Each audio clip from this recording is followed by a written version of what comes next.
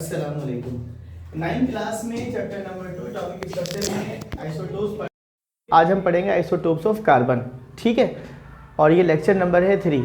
जे Thomson साहब के according atomic atom of the same elements having same atomic number but different atomic masses are called isotopes. किसी भी atom में मौजूद element के मुख्तलिफ सैम्पल्स में, यानी एलिमेंट एक ही हो, उसके मुख्तलिफ एटम्स हों, तो न्यूट्रॉन की तादाद मुख्तलिफ हो जाए और इलेक्ट्रॉन प्रोटॉन की तादाद सेम रहे, इस कैफियत को, इस फिनोमेना को हम बोलते हैं आइसोटोप्स। ठीक है जी। कार्बन के 3 आइसोटोप्स हैं, कार्बन 12, कार्बन 13 एंड कार्बन 14। नीचे लिखा होता है एटॉमिक नंबर हमेशा तीनों का है 66। ऊपर लिखा होता है एटॉमिक मास, जो लिखा है कार्बन 12 का 12, 13 और इसका है 14।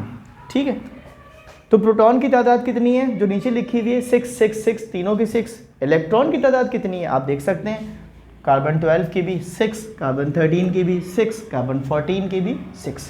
हम ये कह सकते हैं कि तीनों सैंपल्स में इलेक्ट्रॉन और प्रोटॉन की तादाद क्या है, सेम। तो देखिए by the definition same atomic number आ रहा है, और एटॉमिक नंबर की डेफिनेशन भी क्या होती है, या तो नंबर ऑफ प्रोटॉन को बोलते हैं या फिर नंबर ऑफ इलेक्ट्रॉन को बोलते हैं। तो हमने बोला सबके एटॉमिक नंबर जिसको हम बोलते हैं जी से है सेम। कार्बन 12 का भी 6, 13 का भी 6, 14 का भी 6। अब आ जाते हैं नंबर ऑफ न्यूट्रॉन, और हम कैसे निकालते हैं, 12 माइनस 6, 6 आ गया, 13 माइनस 6, 7 आ गया, 14 माइनस 6, 8 आ गया। तो देखिए न्यूट्रॉन की तादाद क्या हो गई, मुख्तलिफ। अब ये क्या बन गए आपस में, इनका जो रिलेशनशिप है वो बन गया आइसोटोप्स का।